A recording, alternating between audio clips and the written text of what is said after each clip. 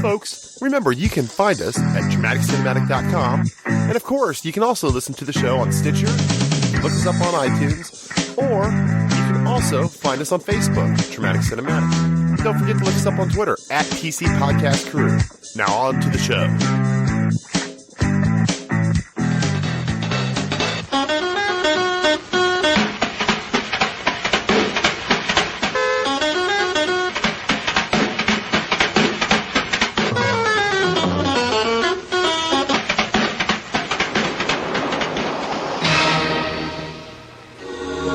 On the coast of Southern California, you can only surf, party, and make love for so long before it's time to go to work. Rock and roll! 27 banks in 3 years. Everybody pray! Anything to catch the perfect wave. I'm not a crook! Patrick Swayze. Man, makes me think twice about putting money in the bank these days. Keanu Reeves. So you think I joined the FBI to learn to surf? Point Break. Adios, amigo! 100% pure adrenaline.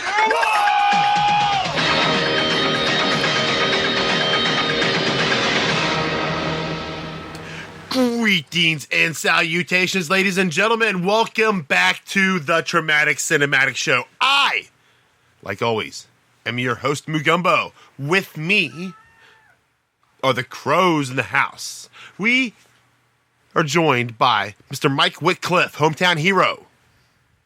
I have never surfed in my life. I don't know if that'll ever change. I have only seen the ocean from a plane.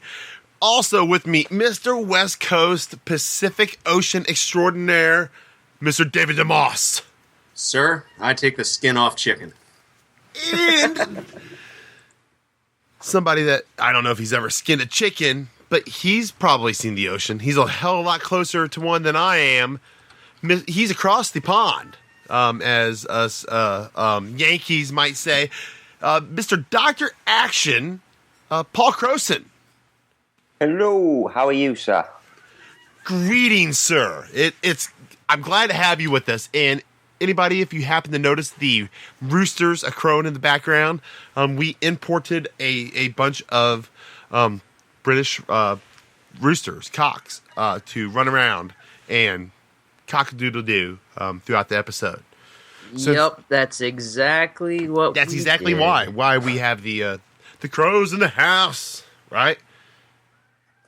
I thought you were talking about the Black Watch there for a second. Anyways, so this is a monumentous occasion. We are bringing together a longtime fan, Mr. Crowson. I remember you tweeting with me long ago as a fan of the show before you had your own show. Yes, I did. I remember chatting to you. Very long ago, and it was actually, you were one of the earlier corresponders with us, and I don't know how, it just seems like once you get into the fold of the group of this podcasting group of extraordinaires that we are, you become like pulled into it, right? It's kind of magnetic, and next thing you know, you have your own show, and you're becoming to assimilate into the Borg of, shut up, Jesus. And then we all feed off of each other. Then we do. We feed off of each other. I've not got around to that part yet. Yeah, that's less like the Borg. It's more like those rich aliens from Society. Oh, God, when's that happening? So what we have come here tonight, Mr. Crowson here, you picked the movie for this evening. You picked Point Break. A Patrick Swayze, Keanu Reeves, Gary Busey. Maybe one of the best roles he's ever played, possibly. He's Certainly crazy. Probably the least crazy. He's crazy. Folks, would you like to know just how crazy Mr. Busey is? Hey, Mr. Busey, give people at home a little bit of... Years ago, the Koreans. No, go ahead, Gary, South go Koreans, ahead. They would journey to Lapland. Don't be racist, man. Come on, settle down. Lapland is a different country. Lapland. All Has right. nothing to do with laptop computers or sitting in someone's lap. It's a country where reindeers are born and raised. In Korea? South And Korea? where you Pretty can good, find huh? the evil Santa Clauses Well, frozen on in baby ice. reindeers, there's a fuzz. What? There's A sweet little fuzz. sweet little fuzz. When you rub it, it feels good. Ooh. And the What- reindeers we're drop rubbing their baby reindeer neck fuzz. like this so they can feel the rubbing more. Right? I mean, is that crazy? Like, is that What the Koreans did. you can't write crazy like that, Was can they you? shaved? I mean, we can't really write crazy like that, can we, guys? Is that? Oh, did you know that reindeers were really made of rain? Oh, they are they're that just comes natural. Sometimes I have to wonder if there comes a point, and I mean, I guess he was on Celebrity Apprentice, and this was a lot of what he did on Celebrity Apprentice. I don't watch the show, but I listen to Penn Jillette talk about it on his podcast. Right? And the Gary Busey stuff cracks me up. But at some point, does it not stop being laughing at the crazy guy and start making fun of the brain damaged person? The exploitative I mean, nature of it. if he cashes the check to put himself in front of the camera, absolutely, fucking exploit the shit out of him. That's what he wants. I mean, he's a genius at it, guys. I mean, really. I mean, come on. I mean, this is he's kind of a savant. I mean, I don't want to take the Easter show Bunny over came at with Busey, a but marketing idea for somebody to sell eggs come on. and have Easter egg hunts. Easter bunnies, eggs have nothing to do with the ritual and the true meaning of Easter. It is something for Can't the kids disagree to with do, that, the right? kids I don't to know about find that. eggs. Well, My son, I remember decorating eggs. Yeah, I would right. decorate eggs Just with follow him for watercolor. a second. And I made one egg one time. I still wish I had it. It looked like a sunset at the Garden of Eden. It was so, or a sunrise. It was beautiful. It's beautiful. And to play with the eggs and hide the eggs and see the thrill on a little kid's face when they see it. And the bunnies, think of the bunnies. Yeah, you can't. There are not enough numbers in our society to count the number of Easter bunnies that are made out of chocolate during this weekend. And that's good for chocolate lovers. Some of them are this big, but they're hollow. So that means you could bite the head off the bunny. And put people Cheerios call in Nick it. Nolte crazy. Shouldn't it? But see, Louis, that's that kind of thinking you just described. That's the kind of thinking that got us Piranha 3 Double D. No, absolutely. You know what? We're gonna get a party with this guy. We're gonna get to hang out with him and be like, no, we're gonna keep you on the wagon, Gary. No, we're not. We're gonna do our damnedest, if right? we actually get a chance to meet Gary Busey at Days of the Dead, the exchange will be, "Hi, Mr. Busey. Thank you, Mr. Busey. Bye, Mr. Busey." Because we're not cool enough to hang out with Gary Busey, and let's just call that we what it is. Absolutely, Oh, are speak cool. for yourself, We are Mike. absolutely, actually, we are way cool enough to hang out with Gary Busey. Well, you know what? Yeah, we're so gonna take go. him We're gonna in, go. follow We're gonna plastic find a sizzler. We are gonna find a sizzler, and we're gonna go hang out and get all you can eat steak and salad bar. But honestly, Mike, if this is, I don't know if I'd call this his best role. I would nominate the one he did immediately before that, where he played Special Agent Peter Keyes, DEA, in Predator 2. But I that love, was a Yeah, good but movie. he wasn't. I love Predator 2. But yeah, I like that too, but I don't think he was focused as much in that. I mean, he really had a pretty important role, and he played this role pretty straight too. I mean, he is definitely Gary Busey, and he uses his Busyisms, especially like when he's like, "Go get me a burrito" or whatever the hell it was. He's like, actually, give me Two two of those meatball, yeah. of those meatball subs. Yeah, like that. That's I don't totally. think they wrote any script for Gary Busey in this. I think they just let him run wild. Yeah, Wind they're him like- up and let him go. Gave him an idea, like you need to ask Keanu to go do something. And what about Keanu Reeves here? What is your guys' feeling about him? I mean, he's done. I mean, you don't remember him from this movie, right? We when you think He's of trying Keanu Reeves, to play a smart guy. but he's And not. anytime He's he like does play the that, surfer, he bruh. just doesn't do a very good job. Like I don't know how you guys feel. Like Paul, I don't know how you feel about bad impersonations, but I do have a Keanu Reeves impersonations, and it's, hey, what's going on, bruh? What's up, bruh? Let's go catch a wave and let's go do this thing, man.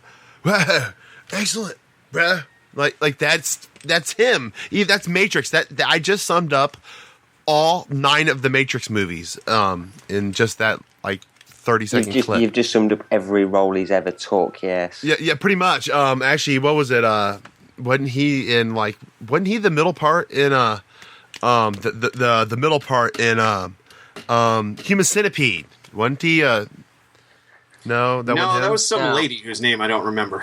That wasn't him. Damn it! I thought it was him. This was like 2 years after probably his best role ever, and that was Ted Theodore Logan. Oh, it was in Bill and Ted's Excellent Adventure, and that is him. To join the FBI. That was him being natural as a kid that grew up in California, dude.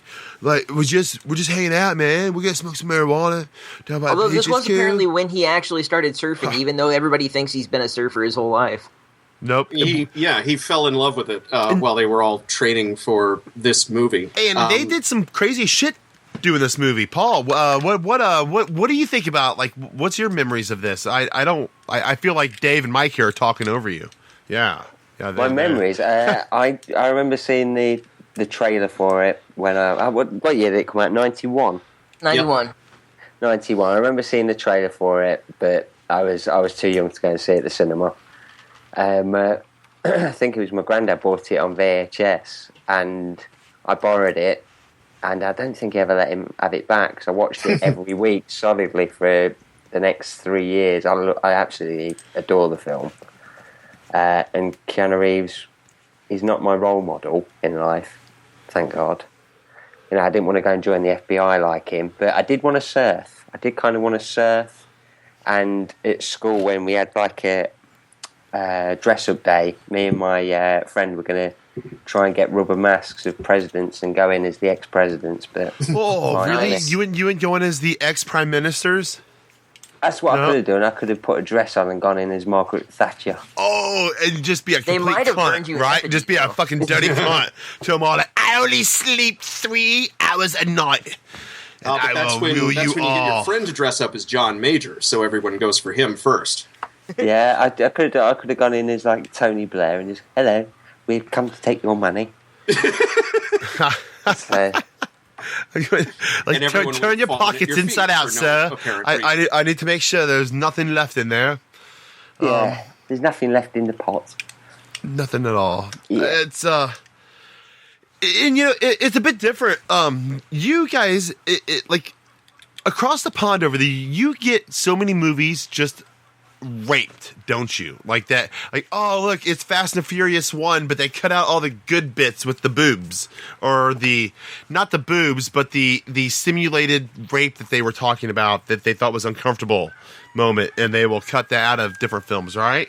Or do something that's totally absurd to a film just to be able to show it. Yes? No, it's not as bad now. It's got a lot easier. This Point Break was cut in the cinemas in England to get a 15, but when it came out on video, VHS, it was upgraded to an 18. They reinstalled some of the violence. So we don't, but it's been downgraded to a 15 again, because by today's standards, Point Break's pretty tame now. I was about to say that's it's been remade a million times. And it has to be a remake. I mean, you, Mike, Dave, you guys are the old school film aficionados. There's got to be something from the 40s or 50s that was basically this story. The undercover agent falls deep undercover to the point that he actually becomes the creature he tried to be, or whatever. Right? Oh, well, that's an old saw that's older than dirt. I mean, that's what Fast and Furious 1 was this movie, without question. I mean, the original Fast and Furious was this movie with cars instead of skydiving and surfing. Oh, yeah. Absolutely. And Paul, actually, just wait till they remake this movie. I did listen to the entire episode of your Fast and Furious expose with Mr. Jon Cross on After Movie Diner. And it was spectacular, sir. And you guys, John wrote a song with me in it. I don't have it at my fingertips here, but we played it earlier in an episode, and it was amazing. And it was pretty awesome. And Dave and I are in that song too. You guys are in the song too. He's never wrote a song about me. No, he doesn't. But hey, that's the first time he's ever written one about me. It's the first time I've ever had another man write me a love song, and it felt pretty good. Write us a love song. It felt pretty good for us. Yeah, but he's never. I've got a tattoo of him, and he's not wrote me a song. That is right. The picture, that is an actual real tattoo you got in prison, correct? Yeah, Yeah, when you're he locked made up. me do it. He says, if you want to carry on being in He's like, you're my Doctor bitch. Action Like show, you guys you've were gotta locked get a up, tattoo right? of me. You guys were Like Rikers a Island. twat. I did it. Original. Am I allowed to swear? Absolutely. We encourage absolutely. it. Oh, absolutely. We encourage you to say cunt over and over again.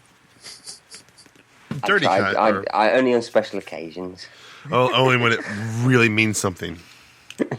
I know John is very. I know very. John is very proud of the C word. Then it's on just this like show. irony or the word epic.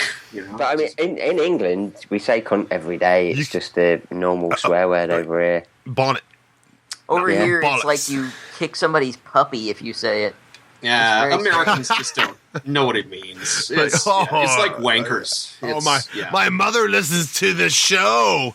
You can't say cunt in front of my mom. Oh, what are you doing, dude? My mom listens to the show, and you can totally say cunt. Well, that's because me and your mom go way back, dude. Oh, I shouldn't have said that. But so 1991 was actually a hell of a year. This movie, Point Break, came out the weekend. No, it came out, the weekend after Terminator 2. Oh wow! Really, that's I didn't rough. realize that. On the same day as Boys in the Hood. So that's Wow, why. that was a good month. Yeah, that's why I didn't remember it personally. I totally missed this. I have to say, like, I went into this movie, to be real honest with you, thinking, like, oh, yeah, Keanu Reeves, he's an idiot, surfer dude. Patrick Swayze, Dirty Dancing, la, la, la. Roadhouse. This is when I think Patrick Swayze, I think Roadhouse, too. I don't disagree with that a bit. But you know what? This movie is beautiful. It's a beautifully shot, framed movie. Amazing action adventure, like non-CGI'd moments, done with and without stuntmen. It's really quite spectacular. You know what I'm saying? I think the skydiving scene in particular is one of the best film scenes. And one of the things I read is that because Patrick Swayze was an avid skydiver, he actually took part in that. Yes, but they were very upset about it too. And yeah. actually, during our halftime, I have a little expose of that, of him talking about that we will play here during our little halftime mini bits that I've got planned for us, which we might do around 20. And he's doing all these fun little moves, and everybody else is just kind of, my face is away from the camera. Watch me fall. Keanu Reeves is basically just hovering over a big fan. Right. Well, there's one where Patrick Swayze falls backwards out of the plane, and he's like, "Hey," he's like, you don't know if I'm really doing this?" He's like, "Look for a cut in the camera," and he falls out backwards, and it is just there's no cut. It's beautiful, but I mean, and that's you take a story that how can you not like the undercut, like the Goodfellas, right? We have, you got the gangster movie. You got the undercover cop, the young hipster that gets in good with the bad guys. Who once he gets to know them, they ain't so bad, right? They're just looking for the endless summer. They just want that summer that never ends. So they got to go rob some banks every now and then to They make find something it. wake inside of him that he didn't even know he was missing. Which is horrible illegal activity that is extremely dangerous and innocent people can get hurt. Which is a horrible thing. That's why robbing banks is illegal. Plus you're taking other people's money. I mean that too, but just it's insured. Yeah, it is insured, so the bank doesn't get hurt. But as long as you robbed federal, But so rob federal, kids. They're insured. But no, there's a great line in here. Hope you're not buying any of this bonsai bullshit. And as bodhisattvas go. The one Swayze's playing, man, I don't know. He may be a false prophet. Never trust. If you meet the Buddha on the road, kill him. Because he's a false one. If you meet the Buddha on the road, kill him. Because that was really in there, huh? It's an actual Buddhist proverb, yes. And I think that's what we get here. Yeah, that's not from the movie. That's just a saying that Dave dredged up from someplace. Oh, okay. Yeah, and I think that's what we get here with the Swayze. He talks a good game, man. And you know what's crazy is he's dead. He died from what? Like, what was it? Something horrible. Cancer. Yes. Like, it's cancer. It really doesn't discriminate, beautiful hair or not. Like, it's gonna get you. Even if you've got the greatest mullet in 90s cinema. Well, I mean, really, it doesn't matter what cinema. I mean, that dude could always rock the mullet, even if he was a silver fox, right? Yeah. It's always party time. It's like business up front, party in the back, like all party. silver. Exactly. Especially when, and about an hour in, there's a casual line thrown out there, a mention of Patrick's Roadhouse. Yes, I heard that as well. Which is actually a real place. I was wondering if... Oh, really? It exists in L.A.? I gotta go to L.A. Now, the restaurant itself may in fact be a reference to the movie, but the restaurant itself does actually exist. Interesting. Patrick's Roadhouse, so it's just one of those things like, oh, that's so ironically relevant. Somebody, for all we know, somebody drove by it and said, "Did you know this place exists? Oh, we got to put it in the movie." Sweet. Unless Roadhouse is actually a true story or a documentary. Oh, it is a documentary. It's a documentary. The events Aren't were all filmed movies in real documentaries? Well, yeah, they're all real. Especially the Human Centipede. That's definitely a documentary. You know what? I actually have a little something here. Folks at home, for those of you not familiar with Dr. Action here, I have a little promo here for his little thing. His little thing. When I say his little thing, I don't mean his wanker. His podcast, right? I mean his podcast. Yeah, I've been putting random promos out for my penis. That's right, Steven Seagal. That's him right there. He sounds just like Jon Cross doing a Steven Seagal impersonation. For my insatiable appetite, I never miss an episode of Dr. Action and the Kick-Ass Kid commentaries. Ain't that right, Johnny? Hi, I'm Dr. Action. Hi, and I'm the Kick-Ass Kid. When I'm not watching action films, I'm usually polishing my gun while looking at a bat. And when I'm not watching action films, I'm normally outside with a harpoon killing puppies. But usually you can find us both watching 80s, 90s action films. You could follow us on Twitter, Dr. Action Kickass. You can find us on our main page, which is dractionkickass.blogspot.com. You can also find us on iTunes and TalkShoe. Yes, every week we do a commentary on an 80s and 90s action classic, and where we can, we also provide the film so that you can watch along with it. This podcast explodes. Hey, where's that baby mama at? I gotta tase somebody.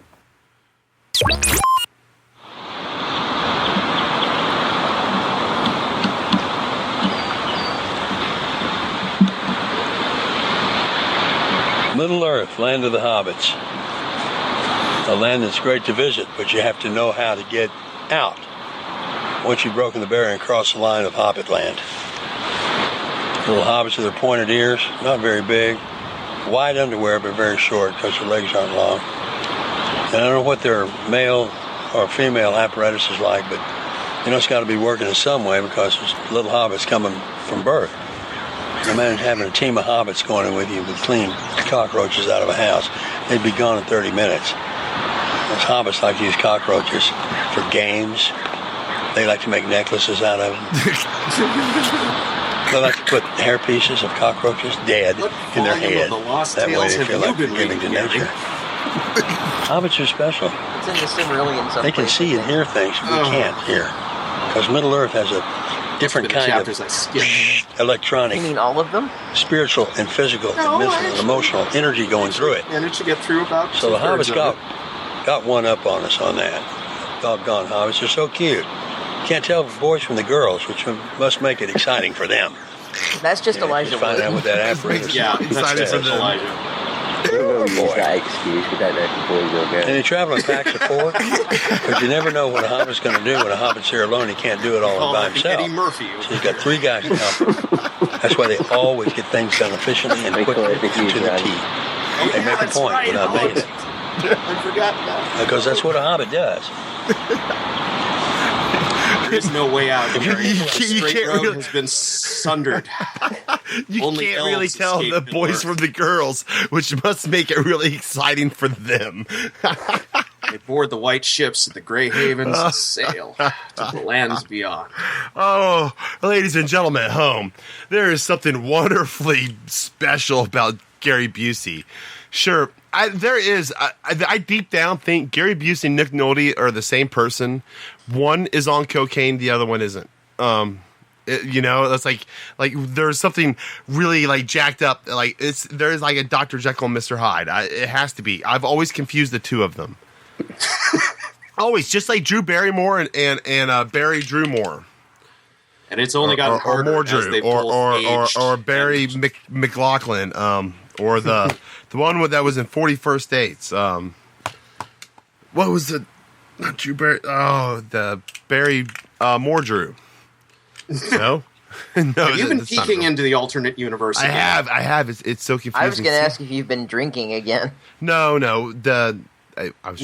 There's just that. I got to close that damn portal. I'm sorry. It's the portal. It's the I don't know. You guys don't ever have that confusion of certain actors where, like Nick Nolte, Gary Busey, they've both been in the news that they are obviously very two different people, right? But you really, for whatever reason, their lives have been kind of connected in confusion forever, for eternity. I think with everyone has confused the two of them. Yes, no? Yes. And there's other people. Every time I hear Jon Cross start speaking, I think I'm hearing John Cleese. Well, that's maybe by design. Every time I see Sam Worthington, I can never remember his name. He slides out of my mind. He's a blank. It's And Paul understands this. The funniest part is Jon Cross is actually from Florida. Shocking. Yeah, he went to drama school, and he feels like if he doesn't at least like Borat, Sacha Baron Cohen, like if he didn't play this character of Jon Cross, the British chap, like that, he wasted all his money. Jon Cross and Mo Porn are the same man. Oh Lord, that was crazy. It all makes sense now. It does. That's why when they do a show together, it's so amazing. It's like, wow, look at the spectacular interaction that he's pretending to have with one another. Guys, I think Paul, like, wow, you really cracked the I egg shouldn't have let there. that secret out, but I thought I would tonight. Okay, why not? See, and you guys and Mike's trying to accuse me of drinking. Thanks, Mike.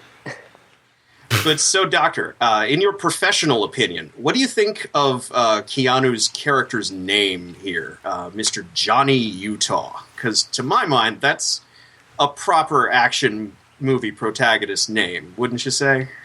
Definitely. I watched the documentary on the Blu-ray last night, and Catherine Bigelow said that she wanted to turn Keanu Reeves into the next action movie star. So giving him a name like Johnny Utah is definitely the way to go.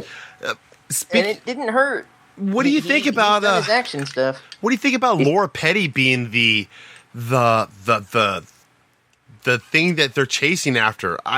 She will always be Tank Girl to me. There's no doubt about that, right? I wouldn't have chased that hard personally. But I don't know. There's some sexy moments with her, even with her little pixie hair.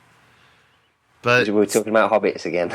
Maybe she thought, you can't tell the boys from the girls. Like that's got to be fun for them. Oh Lordy, yes. But shit. This isn't about sex. This is about. She. I don't know. Like Tank Girl is pretty hot.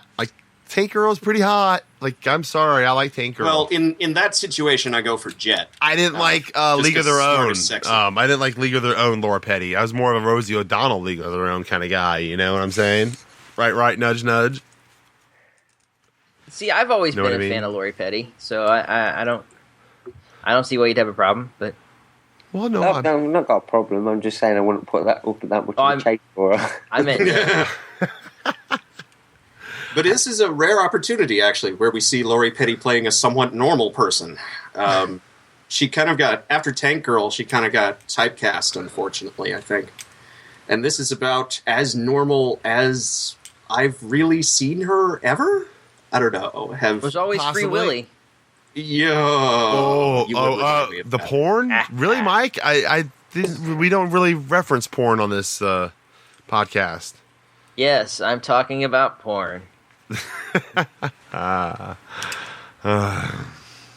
Anyway, so I would actually, the job to have had on this movie would have been the second unit. You know why? Because you would have got to sit out on the beach at night and get all those night shots of the waves and the guys like paddling out to the waves and all those like really pretty cool shots of hanging out kind of like things, right?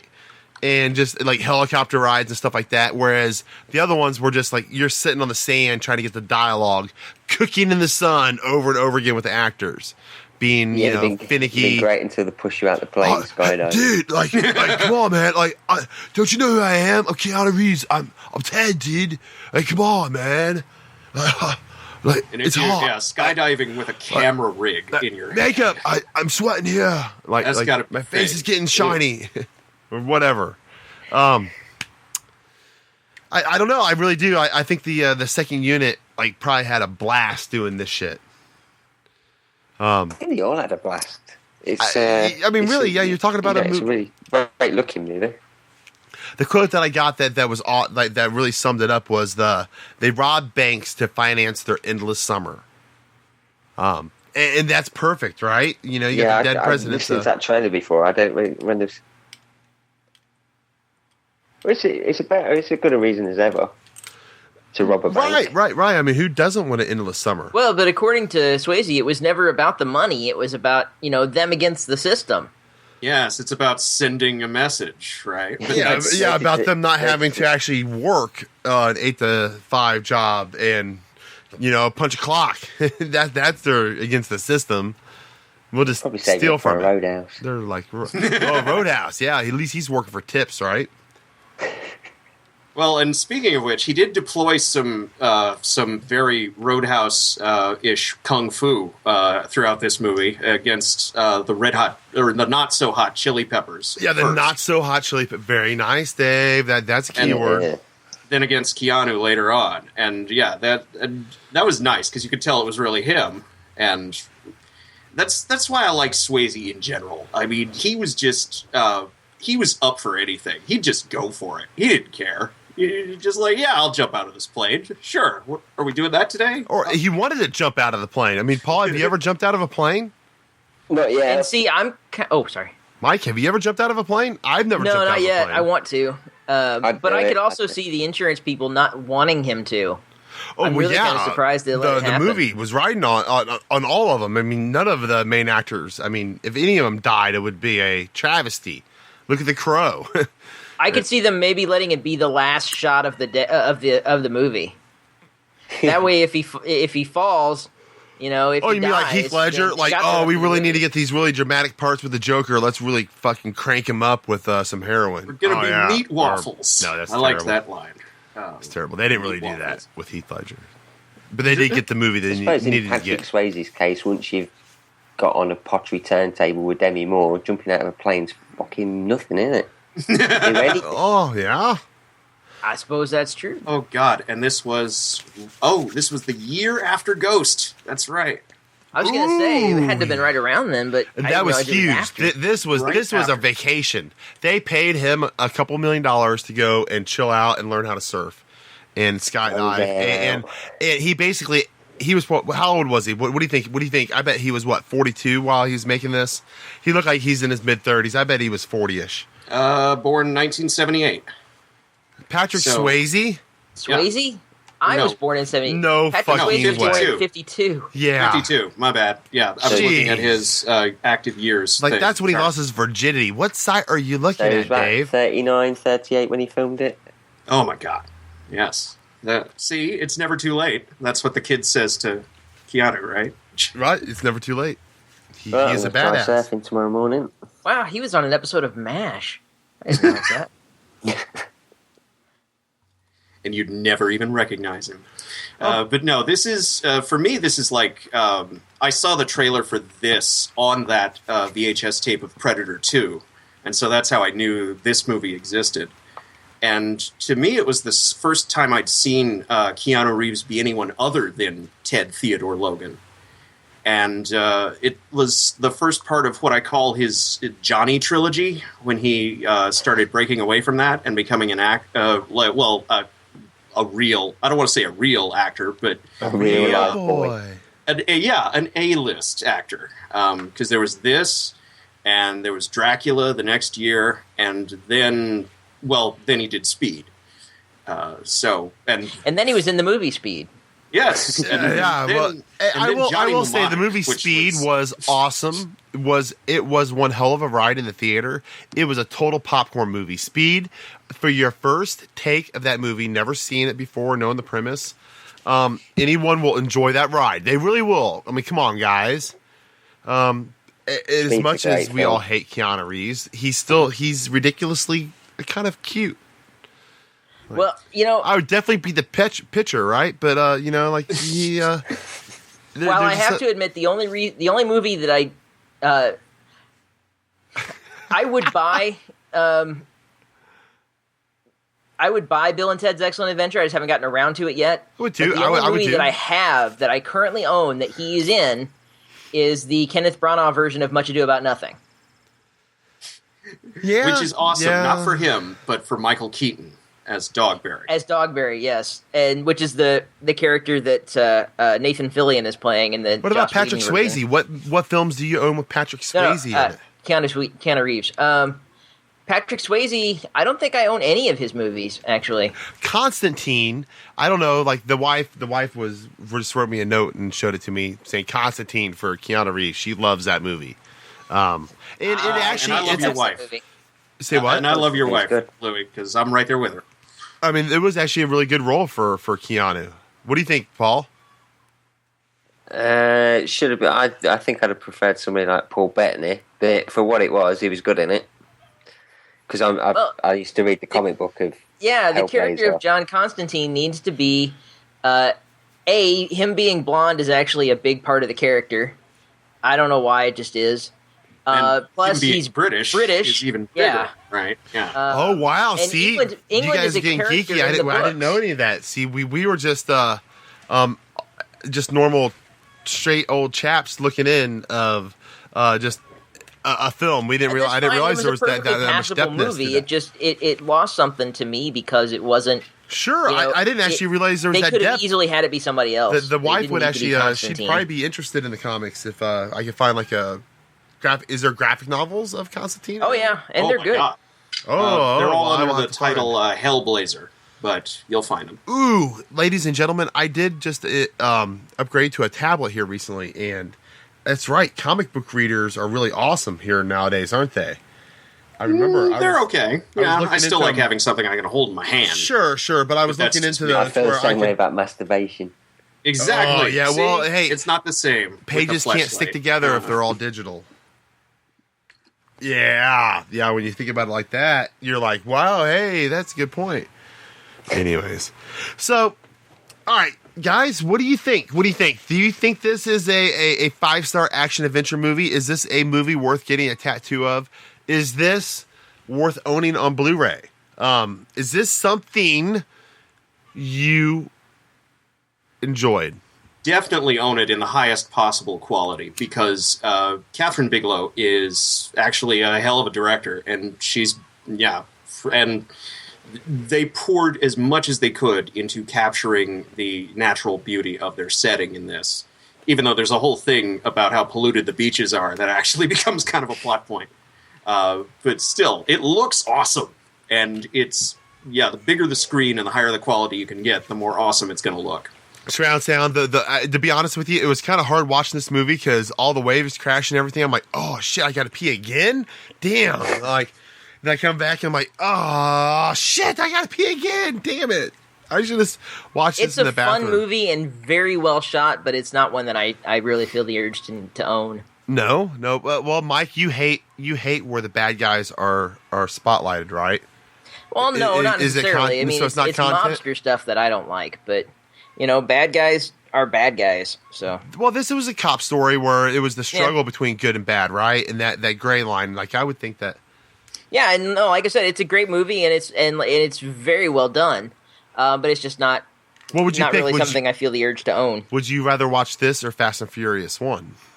I've never seen Fast and the Furious. Okay, so obviously you'd rather watch this. I know, right? That was my reaction, Paul. I was just like, It's I this just movie, can't bring but myself with to care. Vin Diesel, I don't know.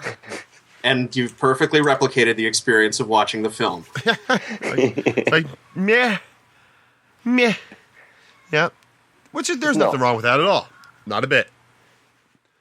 Not a bit, because there's all sorts of movies. I actually know people that have never seen Star Wars and are proud of it, and you'll never get them to watch it because because then they won't be the person that hasn't seen Star Wars anymore. Exactly. Yeah, it it's actually part of becomes their part identity. of the which is fucked up, isn't it? Really. Just for that, I told them. I've heard more fucked up. Just for that, I tell everyone that I fell asleep during. I went to the theater to see the last Harry Potter, fell asleep during it, and never did watch the rest of it. And I don't care. I did. I don't care. Fucking, they were all old and ugly. In that case, you should read the book anyway. Hermione was kind of hot, but other than that, like, I definitely wouldn't have, like, Harry just, what an ugly Harry little dies kid. at the end of it. What? Yeah, you bastard! You fucking cunt! You fucking really thanks a lot. Indeed. Spoilers. In fact, everybody dies. It was quite a touching scene, actually. Yeah, in a fiery conflagration. That's really. I'm upset. Then the dragon showed up. I'm out of here. All right, you guys finish up. I'll be back later. Really, Paul? Like, is that you feel good about that? Hey, have you seen Sixth Sense? You know what? Fucking Bruce Willis was dead the whole fucking time. I know. I've seen that one. Fuck, damn it. Have you seen Wizard of Oz? She was asleep the whole fucking time. You joking? Oh, bollocks. And she was dreaming of James Franco. Damn it. It's not fair. You ruined it all. That was my identity, Paul, was not knowing the end. I avoided it all this time. Well, I could be lying. No. And in Dirty Dancing, nobody puts baby in the corner. That is a great quote. And I tell you what, Patrick Swayze, he got away with statutory rape, really, to an extent. He really kind of did. She wasn't 18, and they did the forbidden dance, if you know what I'm saying. Well, laws are for poor people. But now she's married to Coulson, so it doesn't matter. Yeah, well, who cares? Once she turned 18, nobody wanted her. They already knew Patrick Swayze wore it out. Right, Paul? Paul agreed? I agree, yeah. Once you go Swayze, you never go back. Like, it's... No. It's just why would anybody want anything other than him? Is Roadhouse really everyone's favorite Swayze movie? What about Red Dawn? Yes. It's been a long time since I've seen Red Dawn, and I have never actually seen Roadhouse all the way through. Red Dawn is probably my favorite of all. Like, it's probably up there in my top 10 or 15 movies of all time. I love the original Red Dawn. Just is amazing. The new one, I can't watch it. I don't even want to see it.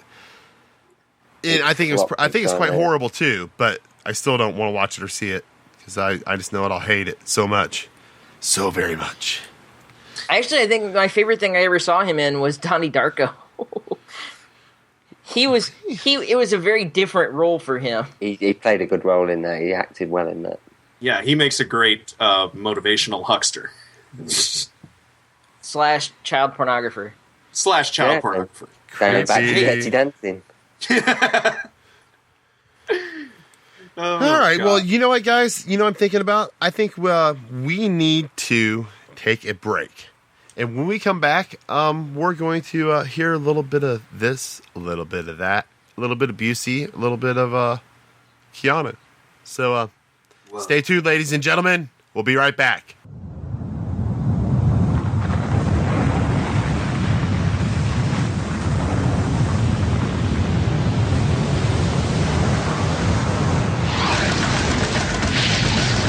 I have to say that Point Break was probably the most fun movie I ever did in my life.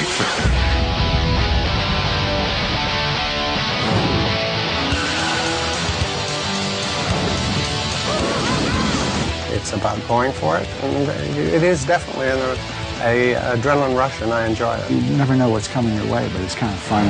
The challenge. We get heavy adrenaline pumps sometimes, doing some of the work that we do. Explosions, high falls, car hits. And the stunts are just off the wall.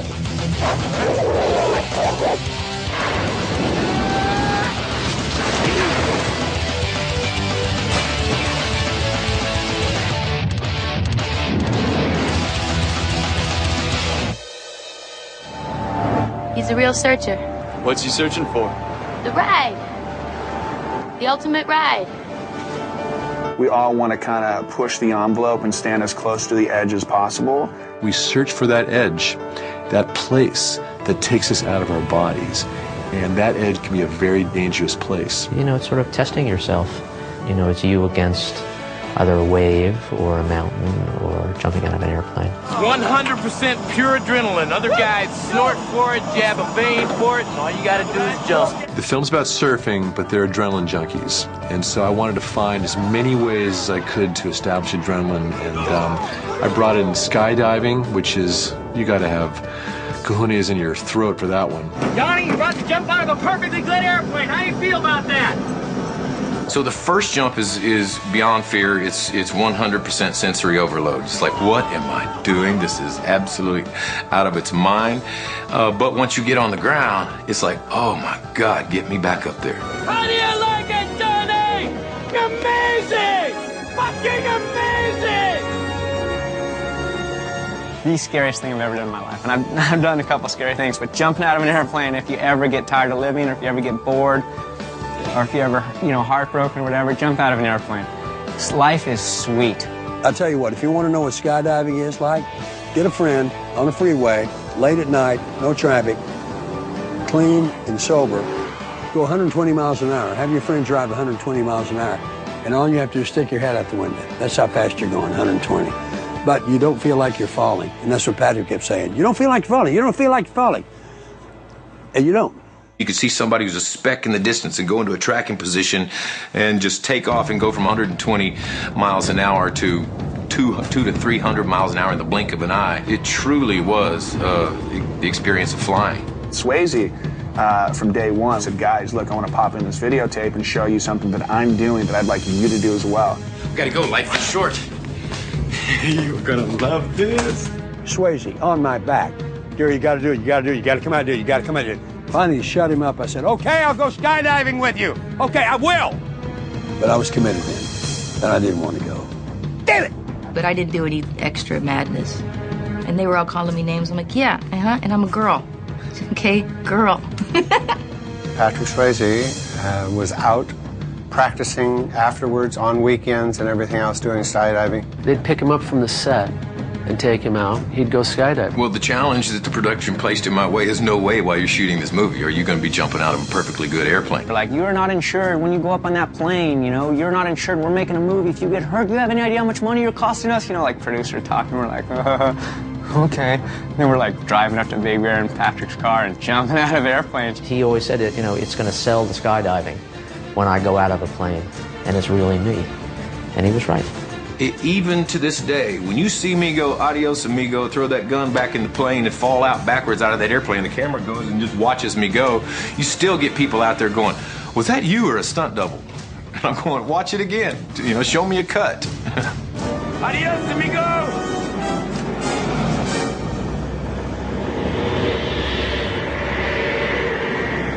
My adrenaline junkie side is on skis. I surf, I ride motorcycles. I've skydived. I've gotten helicoptered off a glacier in the Alps. I surf good waves, and that fulfills my need for that adrenaline thing. Films are a great rush. You don't have to be a participant, but you are participating by just sitting there watching it all happen. And I wish I was really there. I wish I could do that, and this is as close as I can get to it, In that final skydive sequence, oh my gosh, you're actually soaring with Johnny Utah as he's struggling to hang on to Patrick Swayze. This kind of visceral filmmaking is what puts us in the scene and why we love the good action films. It's exciting enough. They get a taste of it, which for a lot of people is just what they want as opposed to actually having to do it. Action movies obviously take you on a ride, and the idea with Point Break was to have a movie where you went on an incredible ride, in the end, it really accomplished that.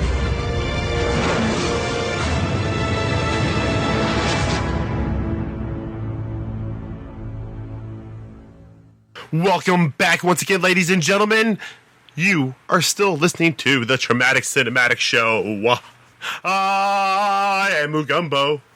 And that was really loud. I apologize. I won't be so loud now. I am Mugumbo. And with me are my co-host still and our guest still, Mr. Dr.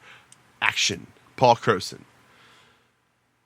Point Break, Paul. What do you think about the West Coast? I mean, if you came over to America, have you ever been over to the bastard child of England?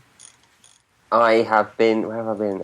In America, I've been to New York, Florida, and LA.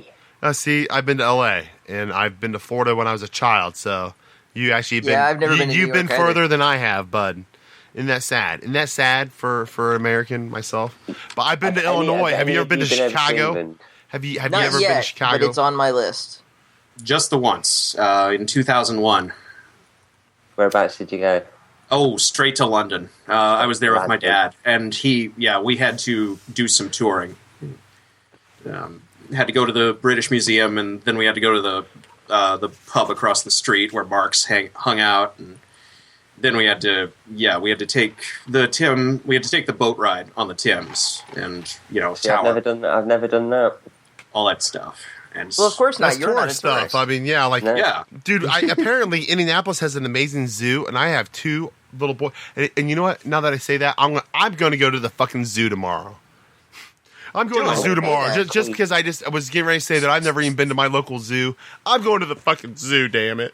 I want to go see some tigers pinned up into a metal cage, sad, wanting to die. Make sure you see the dolphins. They've got a great dolphin. I heard they're sad. They want to die too, but you can't see their tears because they're underwater. They're not sad. They're planning our destruction. That's why it's salt water, because their tears are salty. No, see, the dolphins have it in for us. So man. Sad. Dolphins are fucking evil. So sad. They are evil. They are evil. I don't trust dolphins them. Are the only porpoise that will rape you. They will literally take their fins and pin you up against the side of a pool, and they will have their fucking weight, and they have this little thing that pokes out of them. It rubs up against you, and it takes your fucking innocence. It does. And then when they leave, they just say so long and thanks for all the fish, right? Yeah, which is so long and thanks for all the fish. Exactly, Mike. Thanks for ruining the joke. I was just moving things along. It's all right. So Keanu Reeves' FBI director is Dr. Cox. Yep. John C. McGinley himself, who almost always plays a raging asshole in everything he does. Yeah, I'm thinking somebody got himself typecast. Or he's really just a raging asshole from everything I've read. Yeah, it's possible. But everything I read was your strengths. I went to his 19-year-old daughter's blog, so well, never trust a person's 19-year-old daughter to give you an accurate description of their character. True, good point. My dad's such an asshole. But I mean, I was actually watching Highlander 2 the other day. Don't ask me why. I just was. But he's the head of the company who tries to, he's trying to fake out the whole world that the ozone layer has hasn't repaired itself, and he's still just playing a raging asshole. That's just what he does. I mean, he does it so well. His best role is still Dr. Cox, if you ask me. But on Scrubs, yeah. And he was on what was it? The Hogs or whatever, the John Travolta and Tim Allen. We got motorcycle movie. Wild Hogs. Yeah, and he played like the really flamboyant whatever character, wanting to take baths with them naked constantly. I don't think I've actually seen the movie. But he played, Dr. Cox just the same. He was a big Dr. Cox. He's the voice of the Atom in the There's a lot of cocks going around show. Have you noticed that? There's a lot of cocks going around this episode tonight. Well, it's pretty much a sausage party around here. It is kind of creepy. You pointed that out, Mike. All right, so what else, Mr. Crowson? Why did you pick this movie? Why did you want to talk about this movie with that we barely actually talked about because that's what we do. What film we're talking about? Point Break. Ah, of course. Never seen it. No, as you shouldn't. But so, I mean, this is an ex-parrot. It is. This parrot is no more.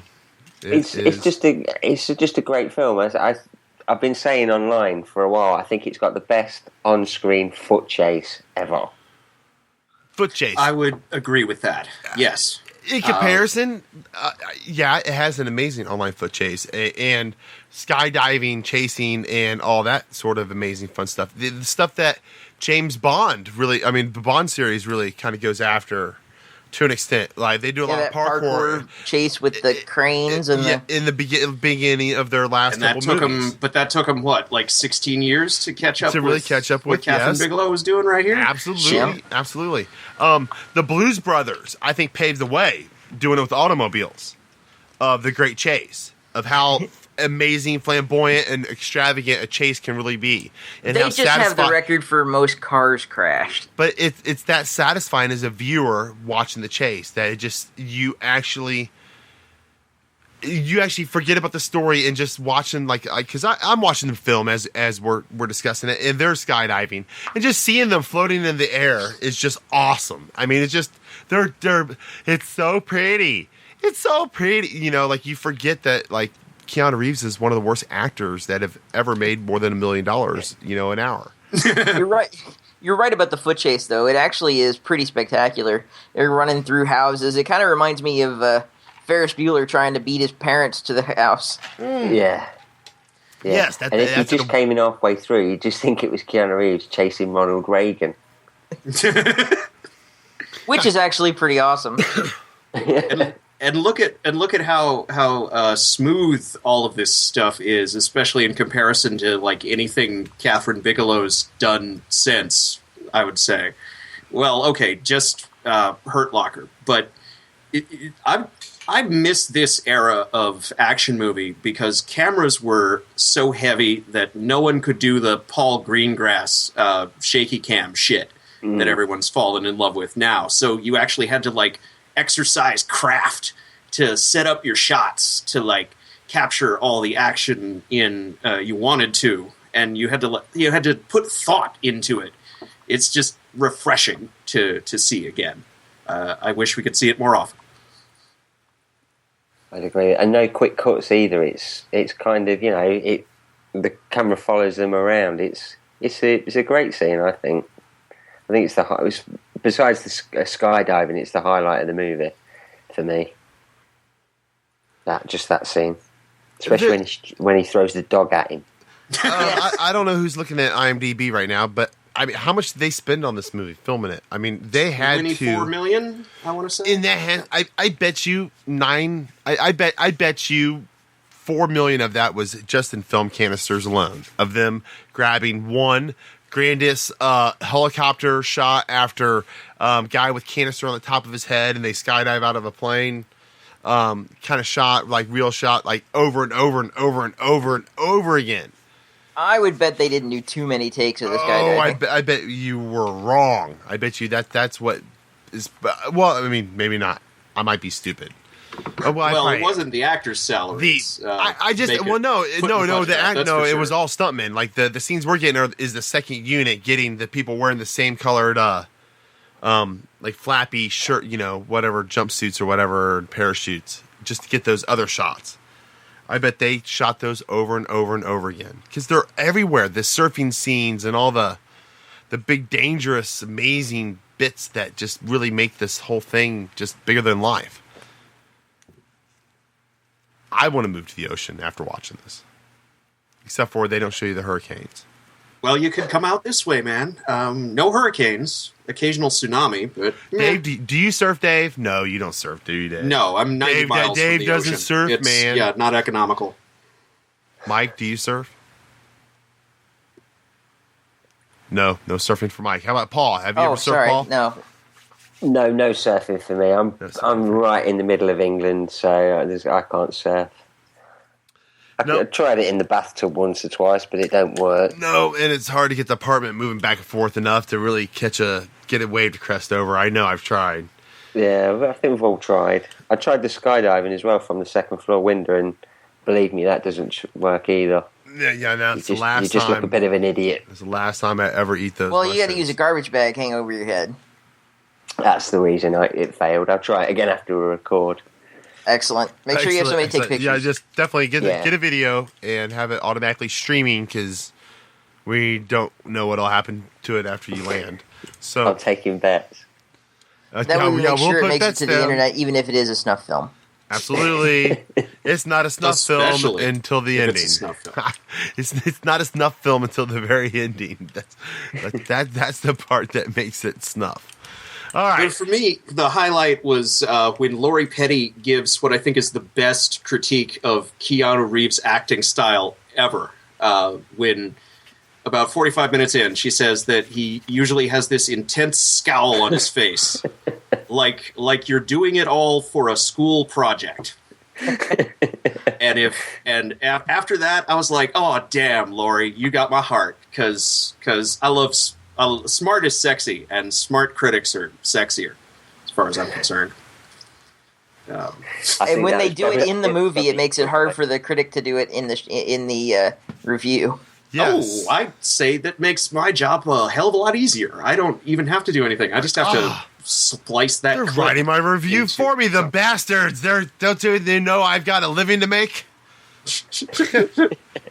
Don't step on my toes. Bastards. You know what I got from this movie, guys? I got a pleasant surprise of 1991.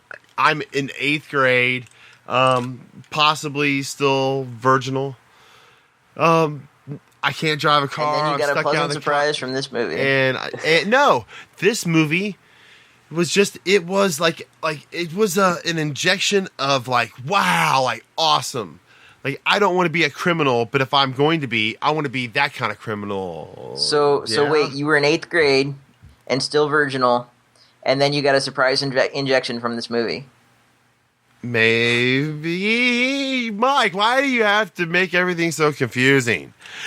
Just because doesn't sound like I'm the one that's confused. Just because when I started watching this movie, my voice started changing funny ways, and things started happening differently. It's not very nice to don't judge. You shouldn't judge. It's a bad thing to judge, right, Paul? You should never judge. Judge Dredd can judge. Judge but you're not Judge Dredd can judge all he wants. No, but you're not. You're not Sylvester Stallone. You speak too clearly. You speak too clearly, sir. I understand the words that come out of your mouth. I'll give you Carl Urban, Mike. Yeah, I do love Sly Stallone, but I'm going to go with Carl. Paul, what is your as Dr. Action? And since you got to represent, what is your all-time most favoritist action movie? What makes you punch the air, dude? What makes you fucking say fuck yeah? What is your fuck yeah movie, dude? I can't pick one. Let's have a think.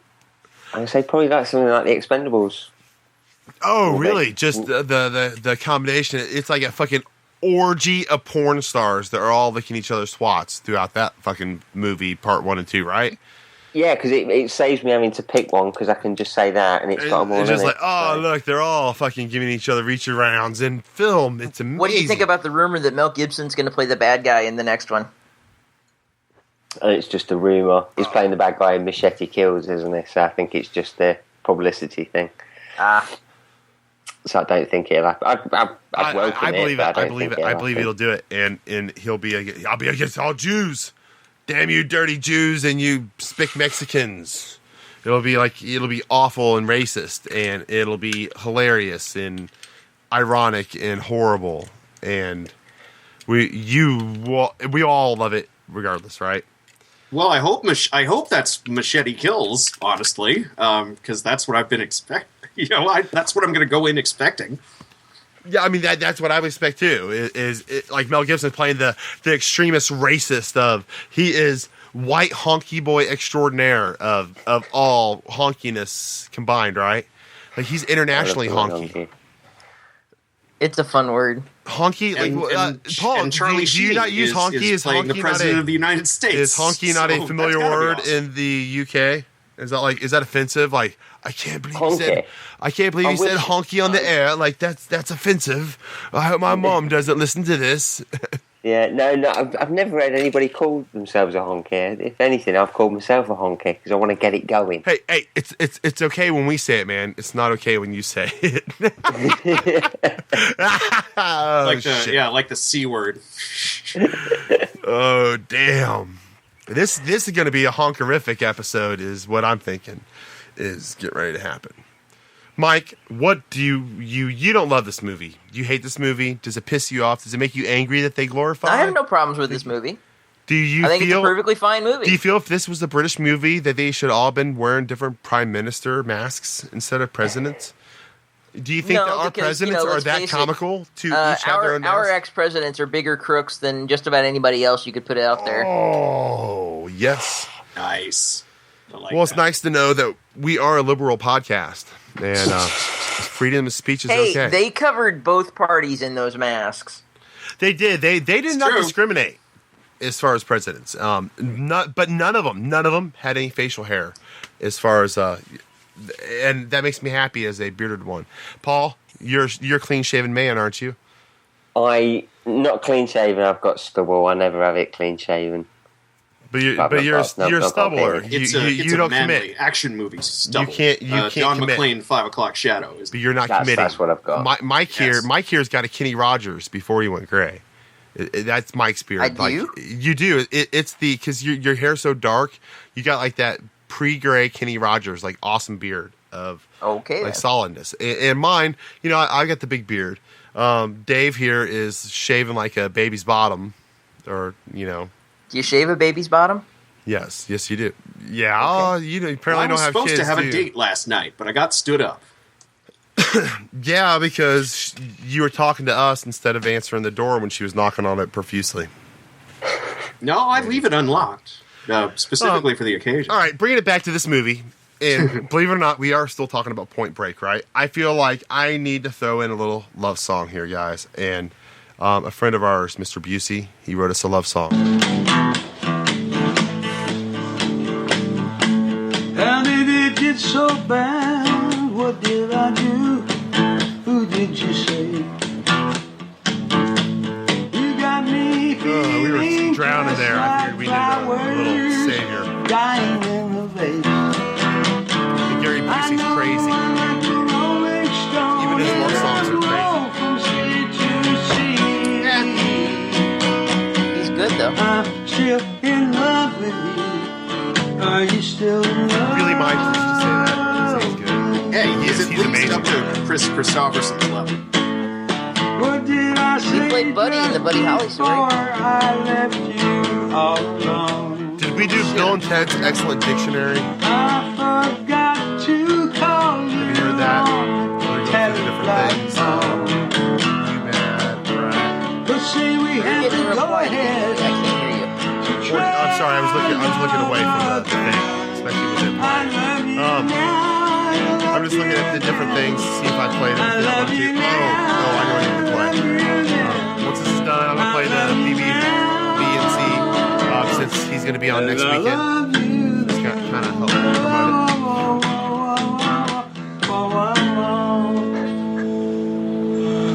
I'm still in love with you. Excuse me, what are you doing? Are you looking for porn again? No. Well, what is that I see? It's not porn. It's the badassboobsandbodycounts.com website. I happen to be looking at the reviews in the boobs section of the site. They have a section of the site dedicated to boobs. Yes, they do. They cover exploitation films in the boobs category, action films in the badass category, and horror in the body counts category. What's that review you're reading now? This is Andy Sidaris' Malibu Express. See at the bottom of the review there, they list how many boobs appear in the film. In this case, it's 20 22 pairs, this is definitely a film I want to see. You mean just for boobs? Yeah, just for boobs. What's that other option? BB and BC podcast? That's the great thing about the site. If you're not into reading the reviews, you can listen to them via the web, on your mobile device, through iTunes, and even Stitcher Smart Radio. And they cover the same types of films: lesser-known action, exploitation, and horror cinema. So yeah, to answer your question, I wasn't cruising porn. That's too bad. What's too bad? That you weren't cruising for porn. Why? Because I was feeling kind of horny. Oh, wait. Get back here. Hey, get back here. Mike is such a dirty boy. He's such a bad. He's the other Mike Murphy. No, Mike, you are the hero of Indiana. You're not a bad boy. I'd say he is. I don't know. That's because you don't know anybody else in Indiana. That's true. Yeah. Okay, you are the only Mike I know in Indiana. So, guys, to finish this movie up, we've been around this block one time or another. I feel like something's not been said. There's something we're going to regret not discussing or talking about before we call this a wrap. What are your final thoughts, Mr. Paul? Even about your own show, like give us a gratuitous free or guiltless free promo for Dr. Action, a Kick-Ass Kid.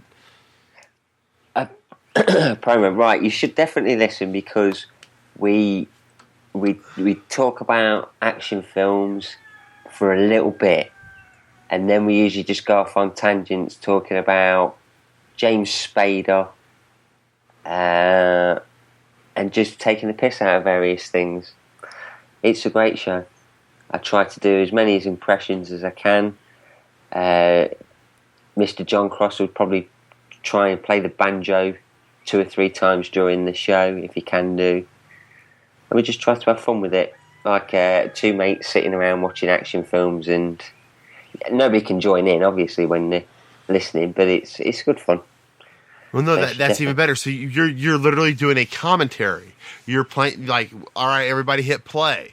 So you're basically experiencing this movie at the same time that we did, and this is what we did while we were experiencing it. So you can have that interaction on your own along with us, as if we were live. You just got to pretend that we just don't care enough about you to respond to you as we're doing it, right? That's why we'll put them out. To be honest, when we first started, it was probably more, it's chatting about the film. And we do chat about the film, but it's got to such the point after so many shows that we'll be watching the film, and then I'll mention something, and then we'll just go off talking about something else. So and then John starts picking on the banjo. He's like, "Hey, look at me! I'm from Kentucky." And you're like, and you start slapping like the way we do things. And then Paul starts slapping his knee, and he's blowing on John. Yeah, talking about other stuff most of the time.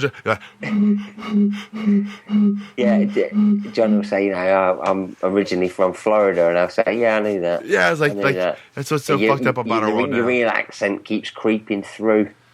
No, like, actually, it's funny. We had this girl this woman on the other night, Sarah Brooke, and she's actually British, but when she does her interviews, she does it in an American accent, and it's so crazy. Like, I was like, "Oh, you're like Hugh Laurie." She's like, "No, I have a vagina," and it's like, "Oh, good point." All right, let me just say, while we've got you, Paul, your guys' commentary for Masters of the Universe was fucking epic. Yeah? You know that? I mean, you can check that one out. Very much so. I would recommend everyone check that one out. Thank you. It will probably remain my favorite. I've actually listened to most of your specials. 2. Your specials and your interviews and stuff. I've listened to more of your non-commentaries than I have of the commentaries. That's just because I just like that, and I listen to you on John's show because I'm listening more for just the straight discussion, which I guess I should have known that your commentaries would turn into just a discussion of tangents, quite like what we are doing here. Yeah, I seem to drag every show down, I think. No, I think you brighten it up with a bit of cheekiness. Yeah, the shows that I do on the After Movie Diner, I think the Statham episode, I think, is the most downloaded. Are you Gatham for Statham? Yeah. Which is unreal, because obviously Mr. David DeMoss has been on, and his episodes on the After Movie Diner are legendary. Shut up. Dave, are you They're fantastic shows. Mr. DeMoss, are you Gatham for Statham? I'll hopefully be doing another one with your colleague here next week at some point. What, with we'll see. Mr. Jon Cross? Indeed, yes. We'll be talking about Superman. Ooh, excellent day. Yeah. That's a current event kind of event. Kind of a thing. And actually, Mr. Wycliffe here is also appearing on other shows, Yes, we are. which has been quite fabulous here recently. So, Yeah, Mike. This is your second Mike, show in one day. Actually, you this did is a like show Mike's. just this morning, didn't you? Mike has done 3 shows in 24 hours. Actually, 4 shows. I recorded with Action Figure Blues podcast, but that will be out by the time this one comes out. It'll already have been out for probably a couple weeks. But I mean, you did 4 shows in 24 hours, Mike. You realize that? Yeah, I guess so. Well, 3. TC. Both the ones last night, and then the 2 today. Yeah, so 4. High five, Mike. High five. Mike Strong, Dave Strong, Paul Strong.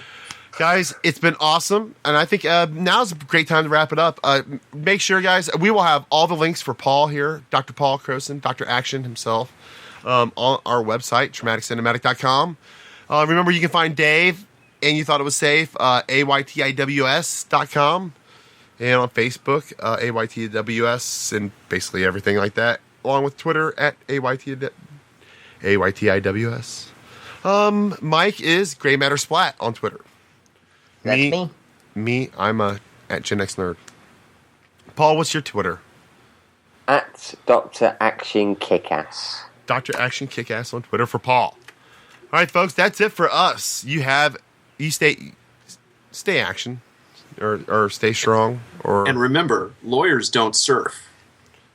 Lawyers don't That surf. one does. That one does. I'm on the internet.